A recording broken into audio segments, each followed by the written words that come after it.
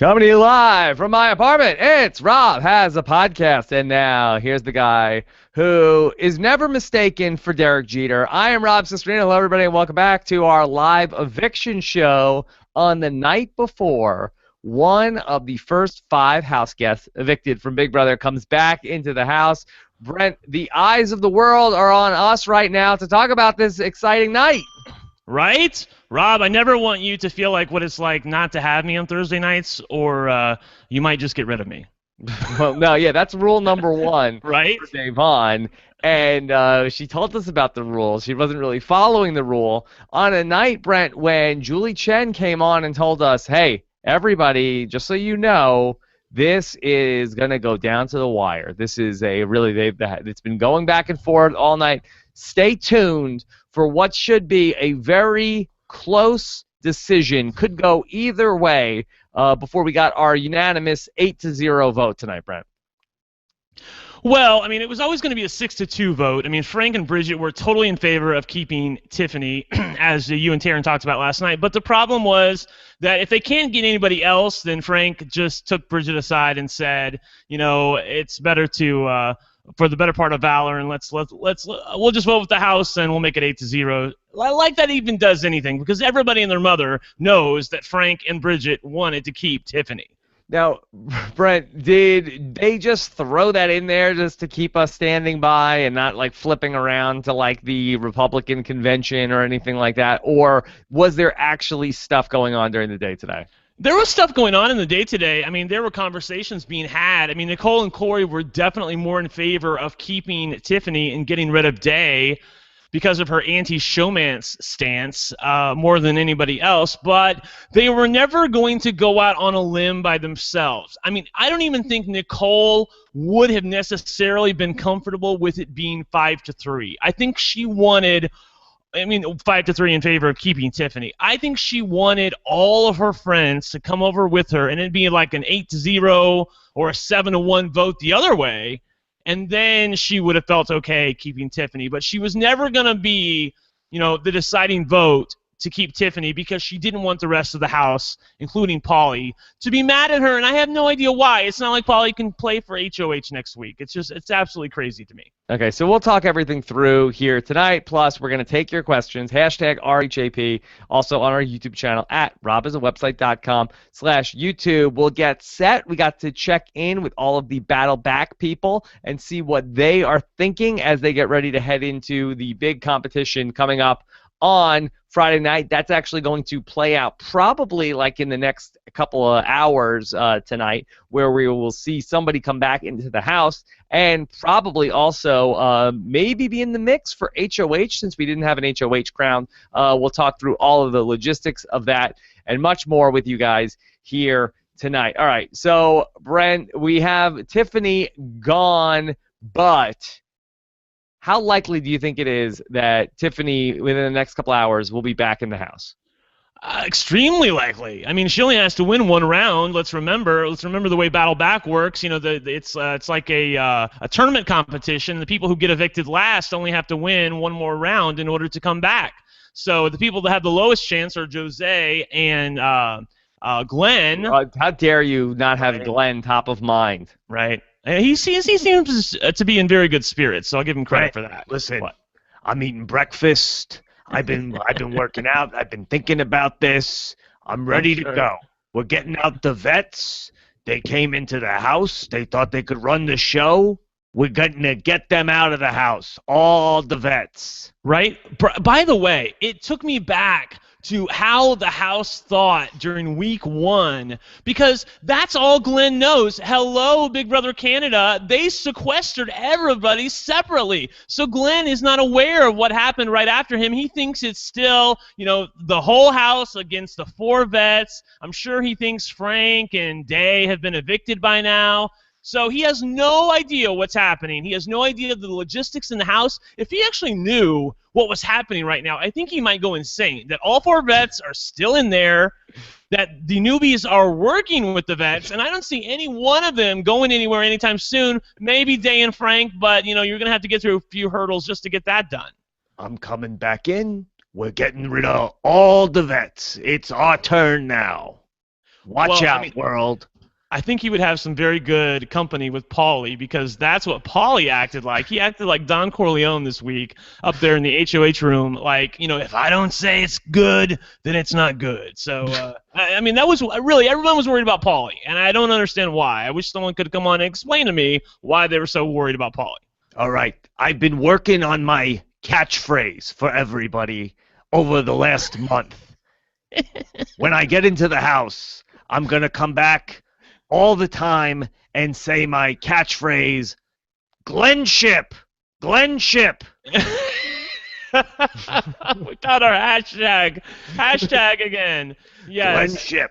At least we didn't have to hear that very much tonight. Your boy Glenship is coming back. Oh, well, I can only hope for some Glenship after this much friendship all season long. I did notice that Jose hasn't lost any of his swagger, and Victor is very anti-Paulie, and suddenly I was rooting for Victor to come back into the house next week. Yeah, the battle back is going to be so exciting. I can't wait for it. We're going to be live tomorrow night after it all takes place, at least after we see it all happen. 9:15 p.m. Eastern Time. I'm going to be live with Taryn and Alex. No live feed update. Normally we do an update on Friday morning, talk about what happened overnight. But since we don't have HOH, the feeds are going to be cut. No Big Brother After Dark. We have no way to know what is going on in the Big Brother house at this time. So we will all be surprised tomorrow night when we find out about all that. Okay, so we'll talk more Battle Back as we go along. But let's just get back to this vote. Brent, did anything ultimately surprise you with what we saw on the show that maybe wasn't coming through on the feeds? I mean, I think the number one thing was that, for me, Bridget had been talking all week about, well, no matter what, I'm voting for Tiffany to stay. I want to show people that I'm a woman of my word. And Frank, I felt like, was also going to be like that. And at the last moment, they both decided to vote with the house.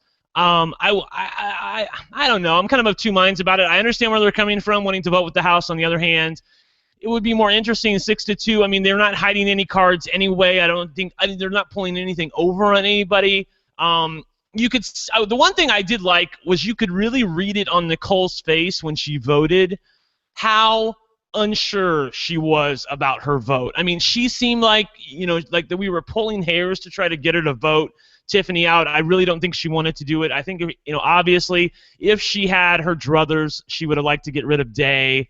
Ultimately, the two people that they could not convince, Paulie and Michelle, those were the two cogs in the machine that they just could not get on board with keeping Tiffany.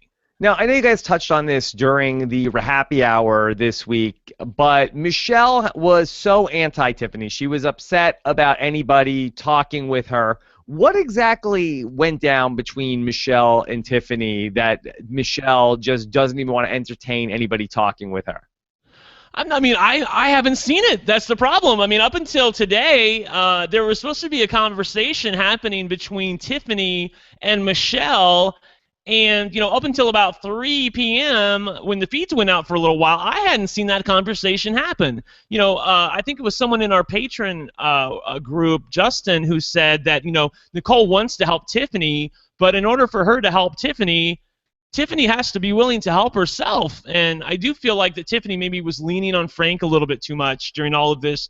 And I don't think that worked to her benefit. As you saw during Paulie's goodbye message, the fact that Frank was so pro keeping Tiffany, I really do think worked to her detriment, because Frank is unable to read the house, and even though he's basically been told that they all want you out,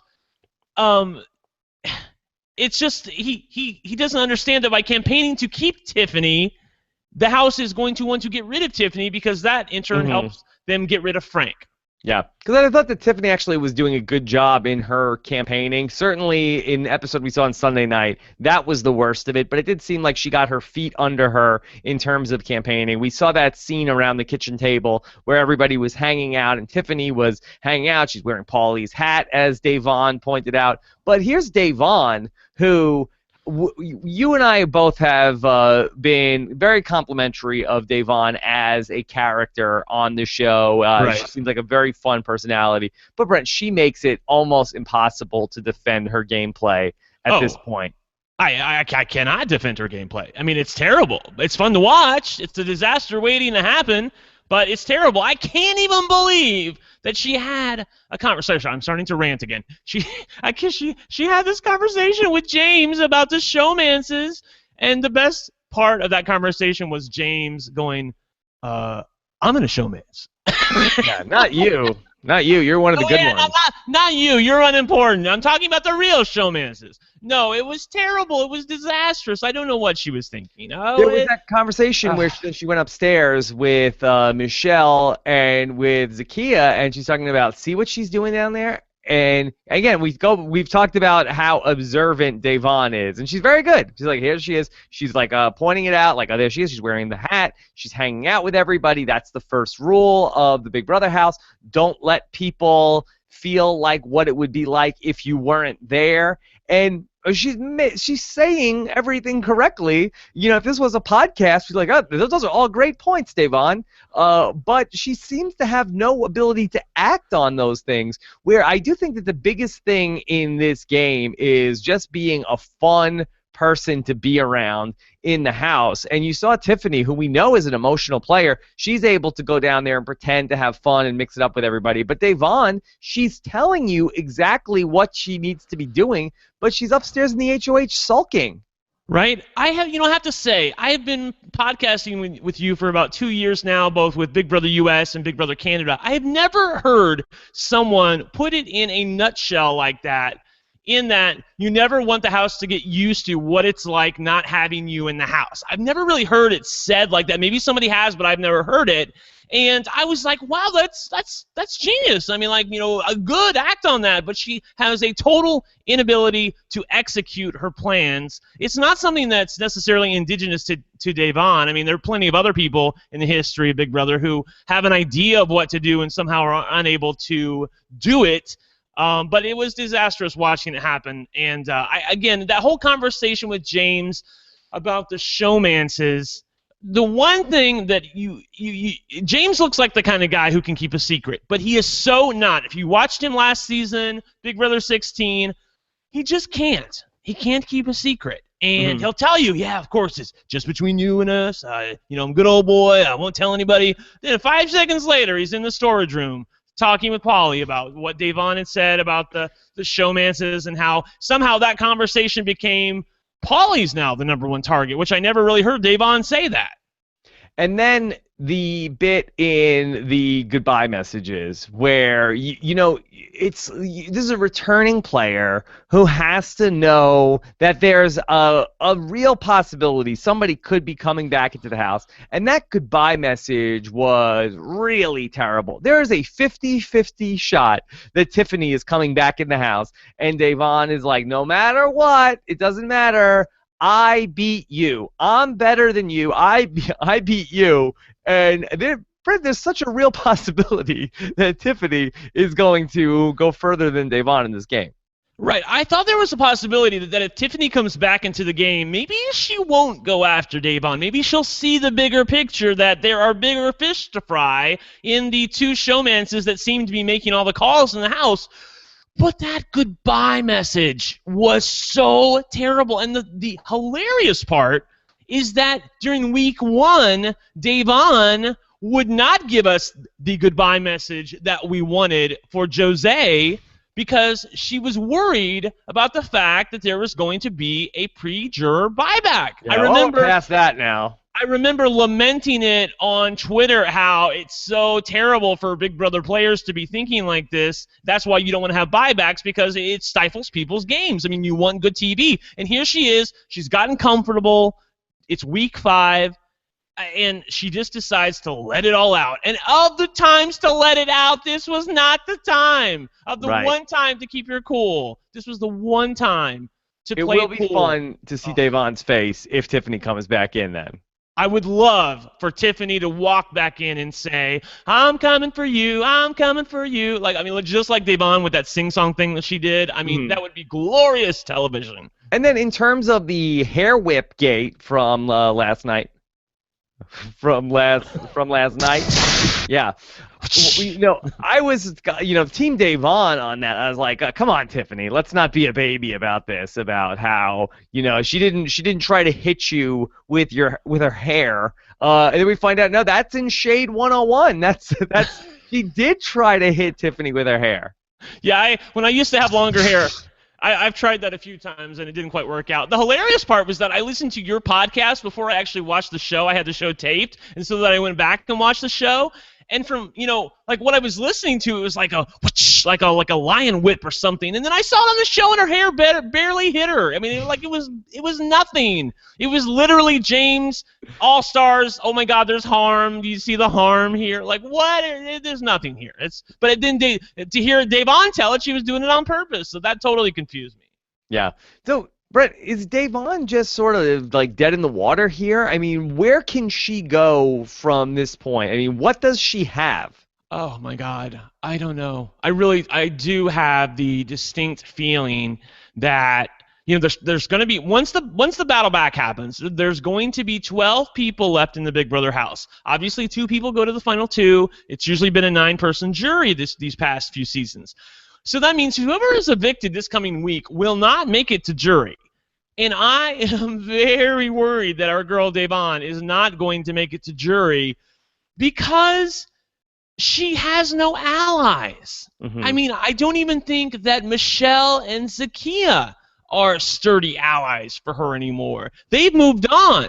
Like Michelle has taken Davon's place in the Showman's Alliance, being the 5th wheel, and Zakia is totally in bed with Paulie, literally and figuratively. Wow. Brent, I gotta get your take on the haircut that everybody is talking about, where it went from Paulie was constantly talking about it in the house. My brother Cody. Yeah, now it looks like my brother Paul. I gotta be the same as Paul in the house. I need the Paul haircut for my friendship.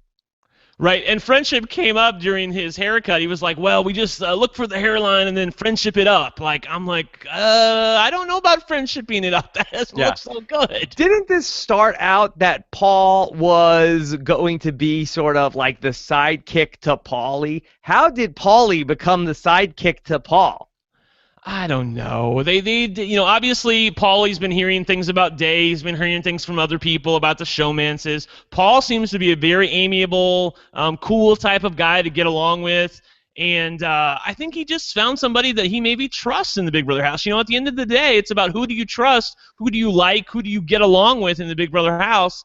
And Paul seems to have cracked that code with Paulie. I don't know what he was trying to do with his haircut, though, because if he was his friend, he wouldn't have done that to his hair. Yeah. Brent, so rate the new Paulie haircut. Is it friendship or... Pissed! What was the second one? Pissed! Oh, it was terrible. I had no friendship at all. There was no friendship involved in the making of this haircut. I mean, there's no confusion that the hotter Califiore brother is my brother Cody. Oh and it's my not God. close now, right? It's not close, and I was reminded of that when he was on our television, and I tweeted about that. I kind of forgot how good-looking Cody was. This was not the night to show up with this haircut on the live show when Cody is going to be on the show. Like, Cody is a I make fun of Paulie on the show. I have no ill will towards Cody. Right. I mean, I was aghast when I saw Cody doing the interview about his brother Paulie, because I've been saying that Paulie is like just as good looking as his brother, and he's there's no comparison there. Like, let's not even have that discussion. Yeah. No, he's not bred for this. He was not bred for this. Yeah, no, this is not a good comparison now for Paulie. I mean, one thing I said in the one thing I got right, of the many things I got wrong in the pre-evaluation of these people, I said that Paulie is like the, rougher, hungrier version of Cody. And I do think that's right. Like, this is a damn good steak. Yeah, this he's hungry. Cooked to perfection, and I can't imagine Cody ever trying to rattle Tiffany right before the roadkill ceremony. Yeah, he would not try to do that. Even Paul Califiore was like, hey, my son, my son Paulie, he's got a showmance, and the showmance, the guy always goes home. Right? He knows what he's talking about. Like, Yeah. I'm sure, like, That was a good point. the one thing that Cody was able to do during Big Brother 16 was not get in a showmance. I mean, he was a flirt, but he wasn't in a showmance. If anything, his showmance was Derek. I mean, like, that was his number one ride or die.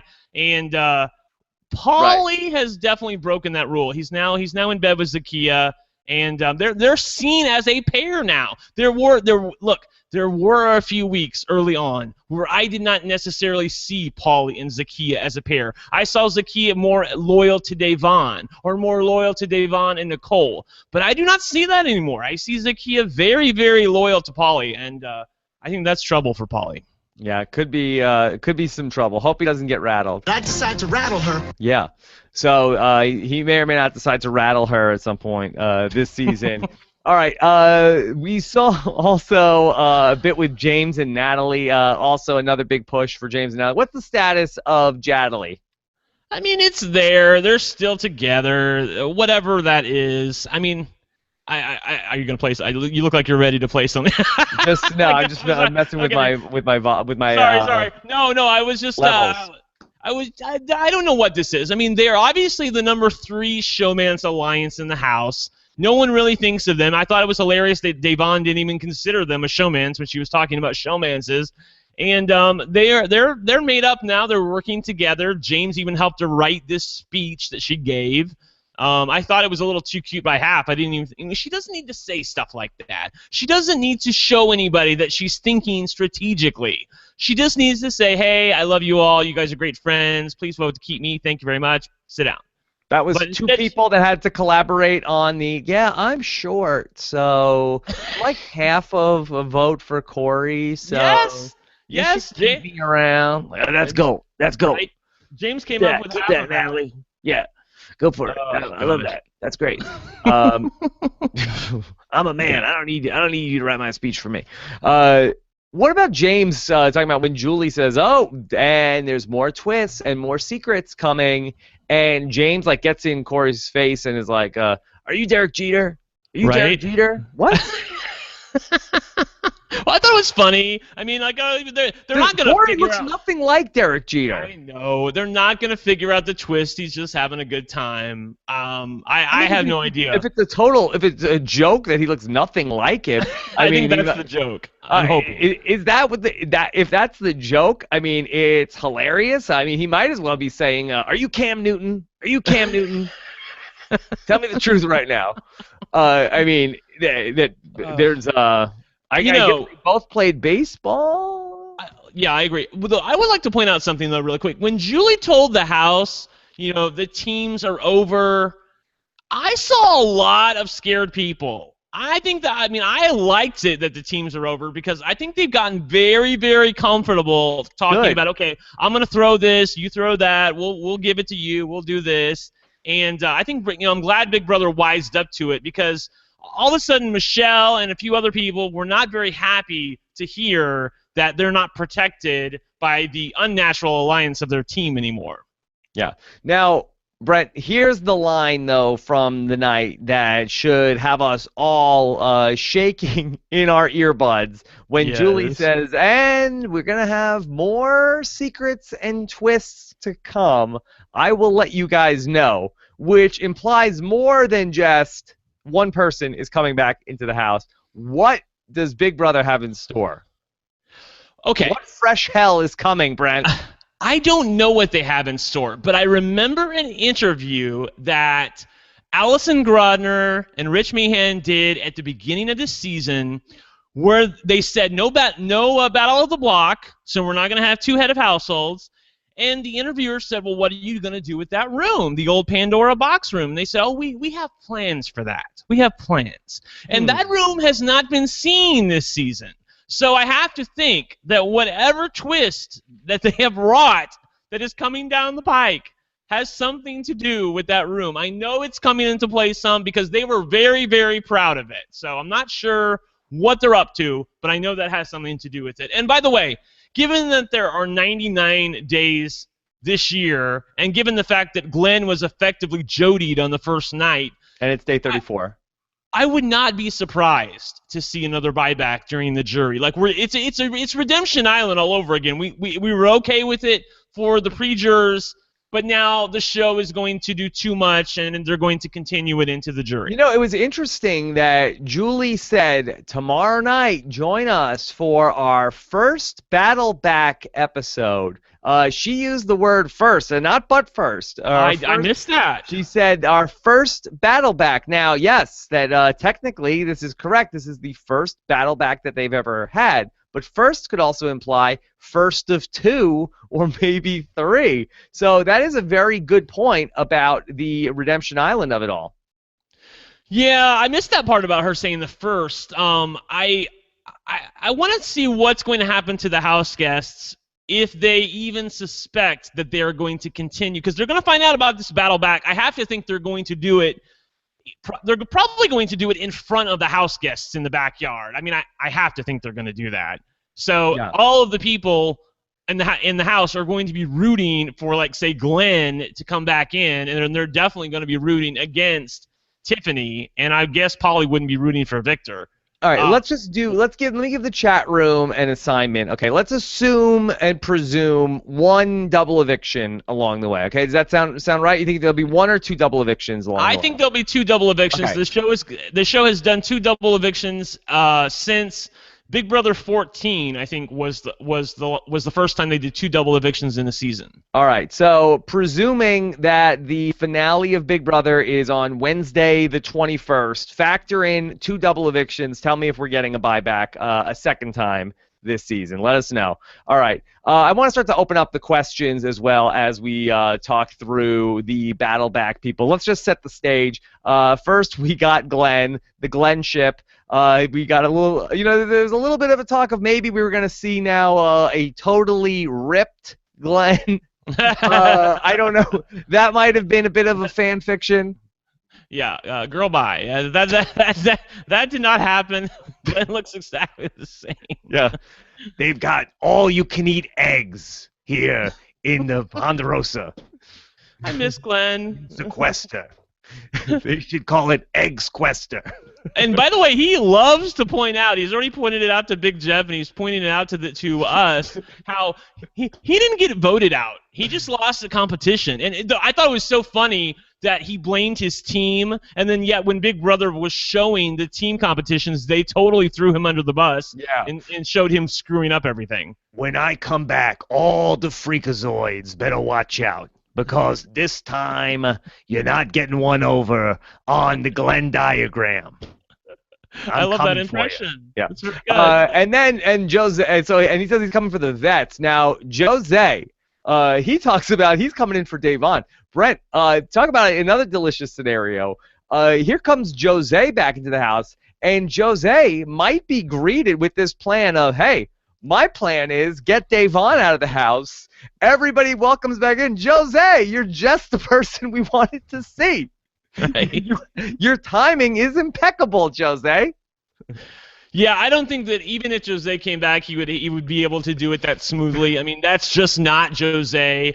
It's so funny to me that by Davon trying to be so fake during her goodbye message that Jose holds her accountable, when I think if she had just had some fun with it and been her normal self, that I don't think he would have given a flip. Yeah. Like, I really do think that she made her own bet on that one. Brent, were you curious as to who Jose was playing volleyball with, or was is he like Superman that he's just going back and like hitting the ball back and forth over the net? I did. I was like, was there some intern there? Some his like handler? Perfect. Yeah. Right. It has to be some handler that's playing volleyball with him, because obviously, they put them in. Once they showed us Jose, and you knew that Glenn didn't know from anything what had been going on in the house when he's still wanting to target the vets. Like, he's acting like it's week one all over again. That they had sequestered all 5 of them separately, or at least all 4 of them. And they haven't been able to share anything that's been going on. I love that very much. Good job. Yeah. Now, Victor, I talked about this as worst case scenario, Victor coming back into the house. Although Victor wants to target Paulie, so at least there's like somebody coming in that wants to make Paulie the #1 target. Right. I was very anti-Victor coming back until I heard that. But, on the other hand, Victor is very flighty in terms of who he can target and who he wants to go after. So, just because he says that, I could see him coming back into the house and, 15 minutes later, Paulie and Corey get with him and say, hey, and Paul, remember, he's with Paul. So, and Paul is currently with Paulie. So I can't imagine that Paul is just going to let Victor go after Paulie. So I think that plan's a sham. That's not really going to happen. If Victor comes back into the house, I think he'll do what Paul tells him to do, and that's probably go after Devon. Bronte says, yeah, I don't know who I'm going to target, but if I find out who put the target on me, that's who I'm going to go after. So she's really just like, yeah, I have no idea what happened there. Well, and she's missing the forest for the trees here. Like, the person who switched the plan isn't the person who was anti-Bronte. The person who switched the plan was anti-Frank. Bronte was essentially collateral damage. And I'm sorry to tell her that, but no one really cared much about her. Mm-hmm. And they just wanted to keep Tiffany as a big F you to Frank, like Tiffany said. So, I think Bronte's better choice if she comes back into the house and gets power. Either lay low or go directly after the showmances. If you put one showmance from each side, like, say Nicole and Paulie up on the block, they're going to splinter because obviously they're going to be working at opposing interests. So I think that might be the best way for her to reintegrate herself back into the house if she becomes head of household upon her return. All right, and then lastly, we have Tiffany, who ends up going out. If she comes back into the house, Devon's number one target, or is there a bigger target for Tiffany? I think that, like I said, I think there might have been a chance that she would target somebody else, like the decision makers, the Paulies, the Zakiyas, the Nicoles of the world. But Devon with that goodbye message, wow, talk about bad timing. Really. She's held her tongue for the most part all season long, and here, it's like a marathon, and it's mile 26, and she falls down. Like, what were you... Like, she wasn't even running that well to begin with, but she was doing okay, holding her tongue, and now I think there's no chance that Tiffany targets anybody but Devon if she comes back into the house, which would be a mistake. Devon does not have any power in the house. She is a lone wolf, just like Tiffany. If they can learn to trust each other and trust Frank, they could be very powerful in the game. Okay, so now we have this battle back competition, but I just hope that for Glenn's sake that the first round isn't some sort of beach volleyball competition between Glenn and Jose. Yeah, I don't know. I have to think that there's going to be some endurance, some sort of balance competition there at the end. Tiffany's not very good at many things. But I don't think that's going to be, and let's talk this through in terms of how it's going to be, because I just feel like, okay, all right, that's a wrap. We're going to, wrap up Big Brother. Maybe they release the audience here for this, but I think they're going to keep Julie Chen there. I don't think they're going to go all hours of the night with this. I feel like that they probably want to get Julie Chen out of there. I think she probably wants to go home at some point. So I don't think we're going to get into some sort of like long time endurance competition, because I feel like that they probably are going to have Julie be hosting the different events. Otherwise, they would just do it on Friday, right? Yeah, I'm trying to remember, like last season when Johnny Mac came back into the house, but Julie Chen was not there to say, Johnny Mac, welcome back into the game. I think it was just like the Big Brother gave it to the outgoing head of household to read on a little, placard where they were just like, John, you're back in the game now. Congratulations. Mm-hmm. And I don't know that they necessarily need Julie Chen there, although considering they are making it its own episode, odds are she probably will be there. Yeah, I think so. So now how is this going to work? Because I thought, and we all presumed, that they would do HOH and then have the battle back for Friday. And then it turns out that it looks like we're going to do the battle back, and then the HOH is going to be part of the Sunday night episode. Right. Well, they had to get all those little video. And no roadkill also. So that's maybe that this new secret or whatever is going to tie into maybe some sort of new Sunday night competition. Yeah, maybe, we kicked around the idea in the off season of like a safety competition or something I don't know. Like I said, something's going on with that second room. and I don't know what it is, but it sounded like they were going to play classic Big Brother up until the point that Julie said, wait for the other twists and secrets to be revealed this season. Yeah. Right. Exactly. So, all right. So the HOH will go down on Sunday. And it looks like whoever is the battle back person that returns could be eligible for Yeah, HOH. will be eligible. Yeah, definitely. Julie said, what if the person who comes back into the house rises to power? So I thought they were going to be immune and reintegrate themselves back into the house, but obviously that's not the case. They're going to. It seems like they're going to be available to be revolving doored if somebody else gets head of household. Okay. All right. So we'll see ultimately how that will play out and when somebody comes in to the HOH competition. When the feeds come back on Friday night, we will obviously see the person who has returned, and then also we will find out that HOH. We probably might find out that information as we are going along here on the show. So maybe we're going to have some spies who are finding out that information and sending it in to Taryn and Alex as they're on the show with me, and not just posting in the chat room because people get mad. All right, let's get into some questions, Brent. All right. So here we go. This is from Michael GM. Robin Brent, could Cody's showmance with Christine be the reason why Paulie really isn't in the mood for a showmance? Yeah, that's true. Like, my brother Cody. He was with he got in a flirtmance and everybody got mad. Well, I mean, I understand where he's coming from, but but it's not at My brother Cody. Yeah. It's all about perception. I mean, from Paulie's point of view, he may not think that he's in a showmance with Zakiya. I mean, he's like I think it was Umberto who was talking yesterday about the fact that both Zakiya and Nicole were wanting kisses from the boys, and the boys weren't giving them. So, they were irritated about that. So, I mean, Paulie may not see it like he's in a showmance with Zakiya, but the perception in the house is that that's what it is, and perception trumps reality in the Big Brother house. So I don't think he's necessarily doing himself any good by not doing this or that with Zakiya when no one's looking, because they see them as a pair. How could I be a showmance when we didn't even hook up? Right? So I'm sure that's what he's thinking. Yeah, that's right. All right, let's keep going. This is from UW. Did the video segments of the previously evicted house guests tonight change who you want to come back tomorrow? Did that color your opinion of anybody, Brent?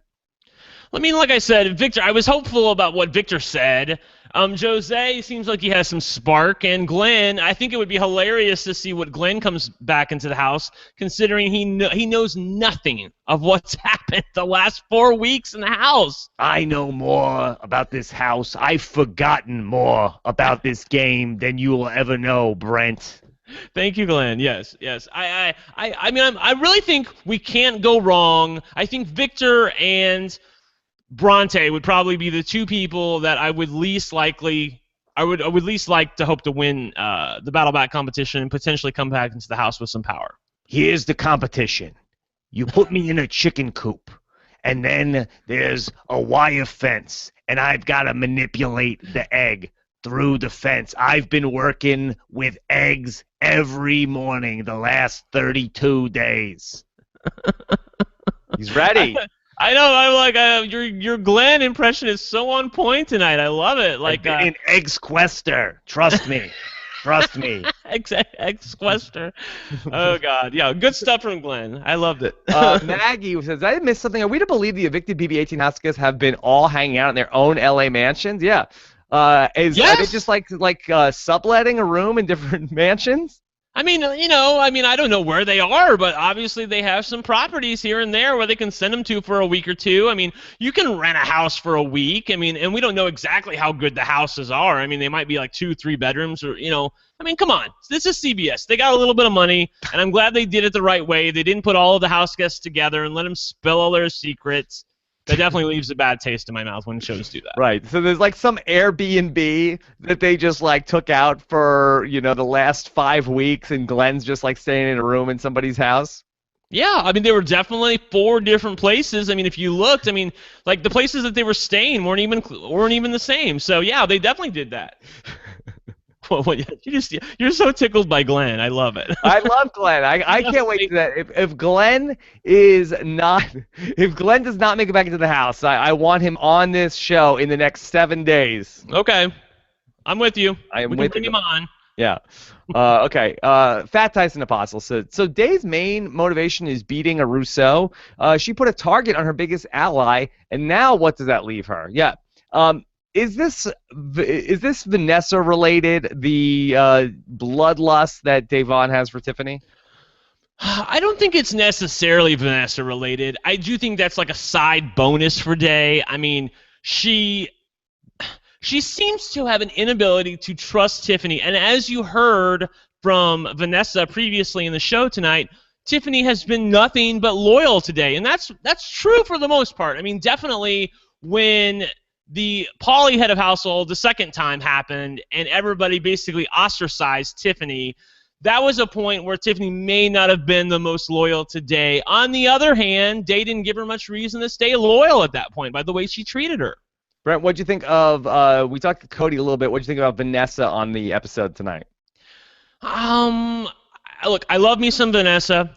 I felt like she was whining a little bit about the fact, oh, my sister's getting a raw deal because we share so much of the same DNA. Like, you know, she got to play Big Brother because she's your sister. Let's take that into account first and then go from the point like, well, maybe the house guests are holding it against her because she's your sister.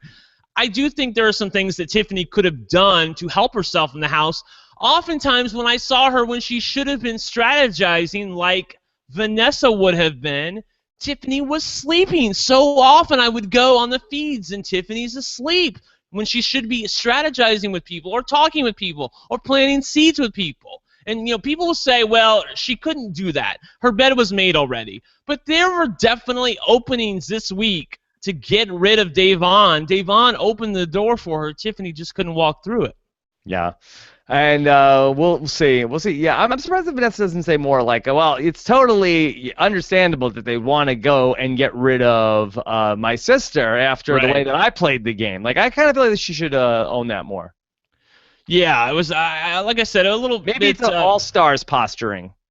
Maybe. That's definitely a possibility. I mean, she doesn't want to come out there and put a target bigger than she already has. I mean, once they evict Tiffany tonight, I mean, I feel like some of that, you know, stink of strategy that Vanessa has on her may dissipate a little bit. Are you sure that's the stink of strategy? I'm still smelling Uncle Austin's bathroom blow up. Well, I mean, they might not be so threatened by her if she does come back in an all-star season. Okay.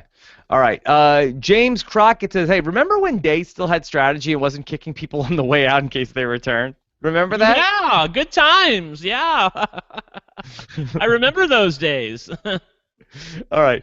Tim says, Rob Janey says, BB Janey says, do you think that Tiffany was so huggy because she knew she would come back? House guests were speculating this week. Watch that triple take from Tiffany when Julie tells her she might come back into the house. I don't think she's that good an actress, Brent. I think that this was a total blindside. Total blindside, yes. Yes, total blindside for Tiffany. Total blindside.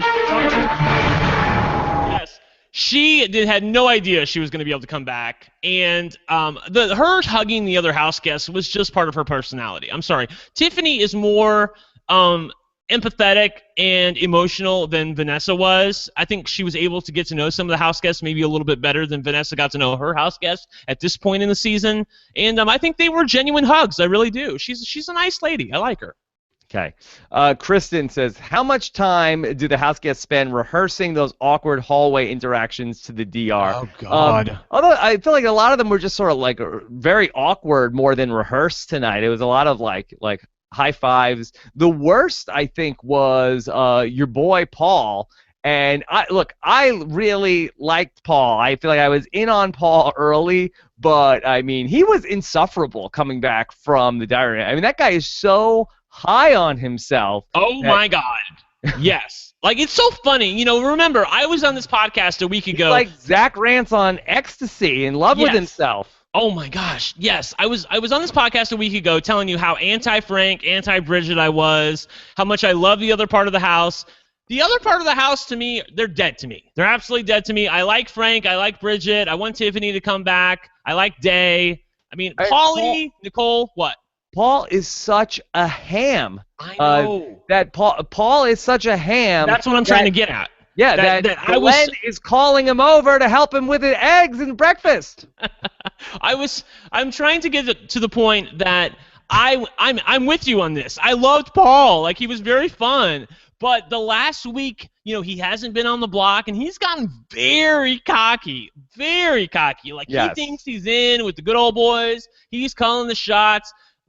You guys, I think it was you and Taryn, or maybe on our feed show, we were talking about how Paul thinks he's a spy, but the information that he has, like the people that he's giving it to, they already have that information, and he's all proud of it.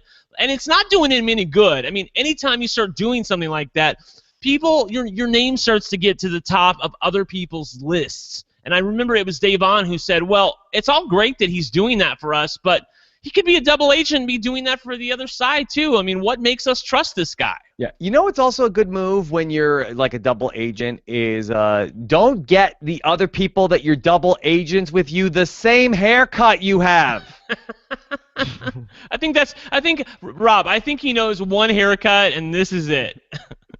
Like, yeah, we'll be like an army. We'll all, everybody in the army has the same haircut. Let's all get the same haircut. Right. The hilarious part is I've had that haircut. Like when I was like 22, I had that haircut before I went in the army. Like it was a good one. Yeah, a lot of people do have that haircut, but I don't know. It's not working. It's not working for Paulie. No. For Homeboy. It's not working for Homeboy. Hannah says, what's up with everyone wearing sunglasses inside the BB house? I feel like that was a Vanessa thing too.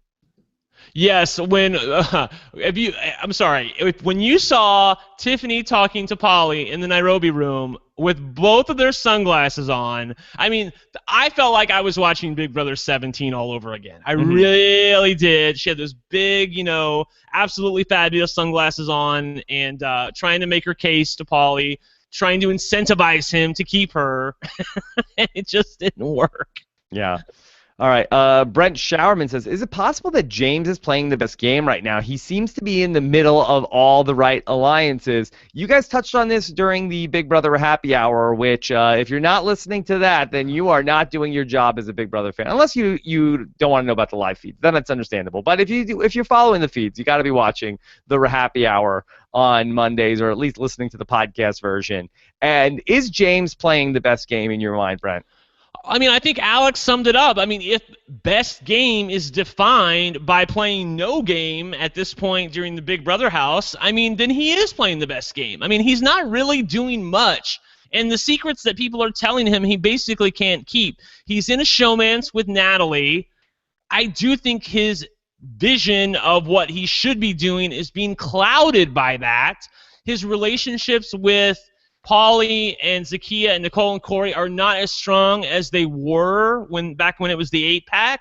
I mean, obviously Natalie was not a part of that, but James was. It's definitely created a little bit of distance between him and some other people in the house, and that's not good. I mean, if any showmance goes up and people want to take the easy way out, they'll definitely go after James and Natalie. Yeah, he's not pissing people off. He's being social. He's not letting the house imagine what it's like to not have him in there. But he probably does not have his eye on the ball.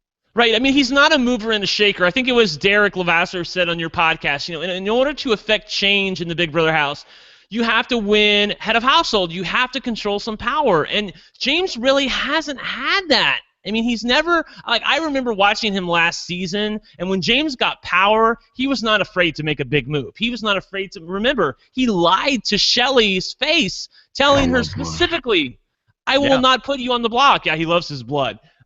He lied to them specifically, I will not put you up, and then the only two people he did put up was Shelly and Clay. So James can game, but right now he's definitely being clouded by the Natalie showmance. Mm-hmm. Okay.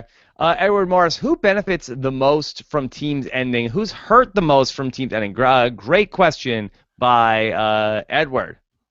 I think Michelle is definitely hurt by teams ending because Frank and Bridget don't really care for Michelle all that much, but they can never put her up, and Michelle knew that. Well, also that Frank and Paulie are probably the number 1 and number 2 contenders to win HOH in any given week. So there was a lot of guaranteed safety by just being on that Category 4 team.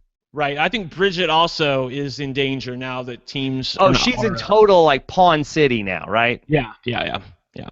So Those two are going anywhere though. I mean, Yeah, like, she are could you be- ever gonna evict Bridget over any of these other people in the house? I right, mean, but her and Natalie could be trading off spots where the other one is who's the pawn. Basically, right. if somebody is friends with James, they won't want to piss James off, and then Bridget could be the pawn in those weeks where somebody who's friends with James is the HOH that doesn't want to piss James off. So we'll see. So who gets helped the most by the team's ending?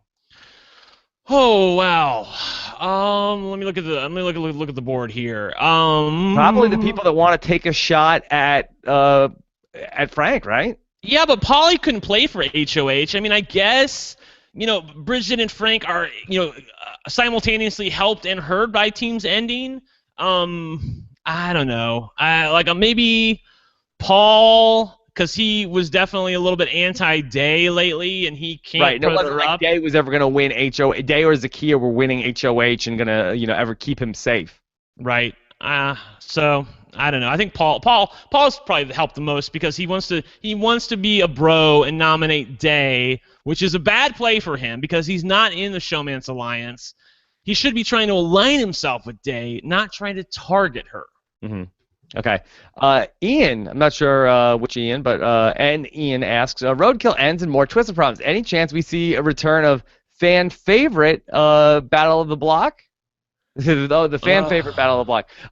Well, Julie did say all good things must come to an end tonight as she was describing the end of the team's twist. Right. She said only 2 people will be on the block. Of course, then again, there were only 2 people on the block at the end of Battle of the Block. They said they're going to open up that room. But, at the beginning of the season, they were absolutely emphatic. No Battle of the Block. When people asked them about it, they said it's done. We're not doing it. I can't imagine that they would bring it back. To bring it back at this point in the season when there's only 12 people in the house, once we get the Battle Back winner, you're going to have 4 people on the block? I can't imagine Big Brother wants to do that. They could, but why bring it in now? Why not just start with it? Yeah. Is Battle of the Block coming back? No! Yeah. No. Okay, open and shut. Theo says, who would be the most entertaining to see come back from the Battle Back? Well, I think that this is a pretty straightforward question, Brent.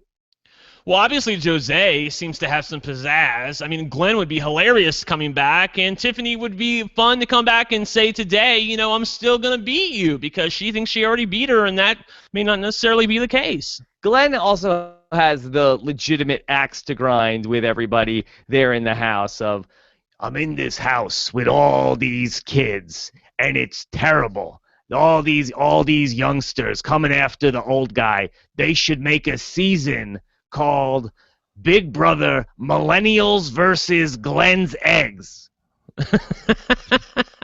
Well, if he does come back into the house, versus Glenn's Eggs. If he does come back into the house, I could see him like being a little bit like a Spencer Clausen, where he's like on the block every week, but somehow he slips through. I don't think anybody's really going to come for Glenn if he comes back. But Glenn has been cooped up for what, 4 or 5 weeks now. Like chickens. yeah. If he comes back into the house, he may not be able to control himself. He might over-strategize. Oh, that's Brent. Go back to the preview show. That was my original prediction for Glenn, that he was going to be first out because he was going to overplay the game. He was spared that fate. I remember. I stole that from you. I stole it from a good source. Yeah.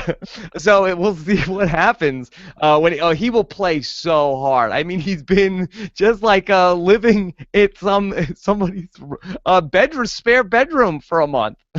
Oh my God! Can you imagine if Glenn came back and he was the head of household for an entire week? Oh my God, that would be that would be so good. I can't even hope for that. That's so fabulous. It would be the biggest case of HOH-itis in the history. It would be of the Paul. show. What a diversion it would be. Man. Glenn or Glenn A, not Glenn X. Glenn A, Jose B. And I guess the Tiffany thing does have some juice. Bronte and Victor. It has some juice. But I'm afraid she'd go after Day. Yeah, she'd go after Day, and that's what the house wants her to do. So, I'm hoping if she gets back into the house that she figures out that going after Day, while it's appetizing, it is not the best play here. All right. Austin Vegas says, what happened to the Spy Girls after Bronte left? Natalie only talks to James. Bridget only talks to Frank. Do the Spy Girls need Bronte to come back to be the glue? That would be interesting. I have been aware of that as well, that they don't really talk like they used to. I think it comes down to the fact that Natalie doesn't really trust Frank, and Bridget does. And everybody trusts James for the most part, but Frank is definitely the fly in the ointment there. If Bronte came back into the house, she could unite them. Maybe. I'm not sure, but I hope so. Okay. Logan Elliott says, once the winner of the battle back is in the house for the week, do you think that they will become the prime target? Brent, give me a percentage chance that the battle back winner comes in and then, let's just say, is on the block 1 week from tonight. I would put it at less than 50%, and here's the reason why. People are always thinking, their minds are always going in the house. I mean, it seems so obvious every time that you should evict the person who came back into the house. But as we've seen so many times on reality TV, the person that looks obvious is not necessarily the person that you want to get out. Once you see somebody who's an obvious target, you're like, well, why is this person an obvious target, and maybe it benefits me to do something else? People can't help but overplay. I feel like that's what they did a little bit last week with getting rid of Bronte and keeping Tiffany, when they wanted to make a big move, and then they saw what the big move got them, and they weren't so happy with that. So I don't necessarily think that making a big move at any given point is necessarily their best play. Yeah, but it could be very bad for some of these people, like especially the Glens, Jose, Victor. Like, let's say Victor comes back in. Victor wins 3 battles in a row to get back into the house. And then it's like, not only is Victor back, but it's also, boy, he won 3 comps to get back into the house. We got to get rid of him. So you could really get, like, these people that are, like, from the beginning. It's like Jose as well. I could see it. Like, if he won 4 competitions to get back into the house, I definitely think people would think he's dangerous and we got to get rid of him. Like, if Tiffany wins 1 competition to get back in the house, it's like, okay, so what? Even though Corey says she's the worst player in the house and can't win anything. But, right. I don't think it's that dangerous. But if somebody won, 3 or 4 competitions, I think you'd really start to think about them as a threat to win comps and HOHs. I guess. I mean, it depends on what these competitions are. I mean, are they going to be like the roadkill competitions where it's like, the price is right or something? Or, I mean, is it something like that you actually put some stock into, like, wow, they won that. That was really cool, I think it'll be stuff that's similar to that first week, like when Glenn had to go up against the other people from the Freakazoids. Like, I feel like that it's going to be those types of competitions. All right. That was very fun and very dramatic as well. Yeah. It was a photo finish. Lara says, could Natalie win this game and sort of be like a Jordan Lloyd 2.0? Could Natalie go on and redeem the good reputation of Nicole Stradamus and be the winner of Big Brother 18? I mean, she could, but here's what has to happen. She needs that the people who are currently not in the Showman's Alliance to figure out that Nicole, Corey, Zakiya, and Polly are together. You have to unite against them. But right now, everybody in the house except for Frank and Bridget, they all want to be friends with those people. So it's kind of like the brigade all over again, where the main alliance in the house has little arms here and there of people who think that they're the true number one with that alliance. But they probably, the alliance is going to be able to pick and choose who they want to keep. Yeah. We'll see. I think it's not a crazy possibility. I think if you were going to be like ranking everybody, I don't think she'd be, too far down the list in terms of, everybody likes her. If James and her both make it to jury, James could be campaigning for her in the jury. And if people feel positively towards James at that point in time, and there's somebody like who gets to the end who's unlikable, I definitely could see it. I mean, that was kind of the recipe for Jordan Lloyd, right? Right, and she almost did it again in Big Brother 13. So anything can happen in Big Brother. You never know. Okay, let's do 2 more questions. R. Vandervest, who needs to win the HOH the most this week? Who needs it the least? Who needs it the least is tough. But what about who needs it the most? Who needs it the most? Yeah, Davon or Frank are the people that need it the most. I think both of them are in danger if anybody else wins. I'm curious to see what would happen if Nicole or Corey or somebody aligned with them won head of household, I think they're going to go after Davon. They're not going to go after Frank first, because they've kind of gone back and forth about it all week. The fact that they were this close to evicting Davon tonight, and I know it doesn't seem like it was close, but it was close. There were talks being had where it could have gone the other way tonight. All the vets, Brent, all the vets should be shaken in their boots. Believe me. Believe me. Because Frank as said, a dog groomer, I've sent many, I have issues with lots of vets. I deal with them constantly. Frank said earlier today that if he got head of household, he would nominate James. And I literally almost fell off my chair. And his reasoning was, well, James seems a little too uncomfortable. He needs to be shaken up. He needs to get back in the game. Yeah, they call that in the biz. Dad decided to rattle her. You gotta rattle somebody every once in a while.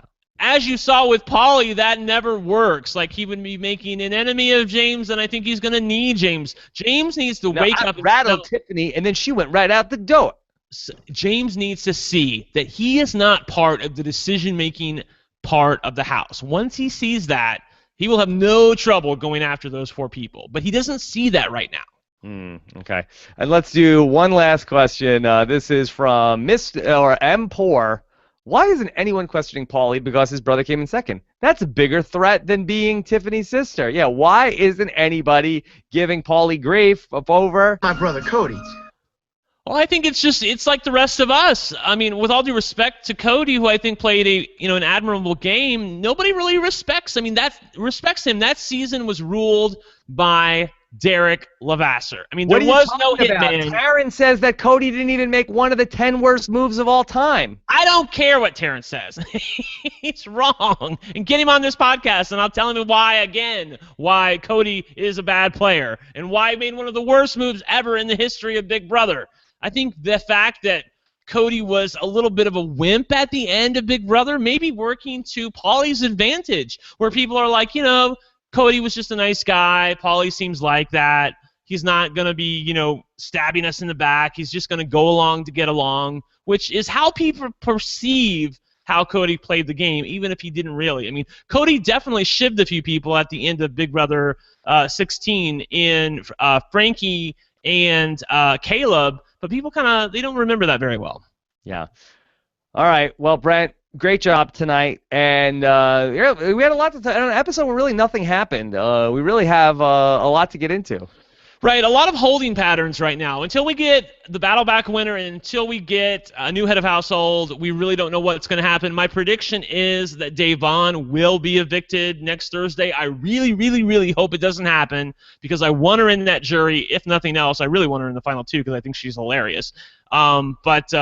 I hope she stays, but I'm worried about her. I really am. All right, and last thing that I want to ask you. So hypothetically, since Tiffany has the best chance to come back in the house, 50% chance she has to beat one person in this battle back competition, and she gets back into the house. What does that picture look like?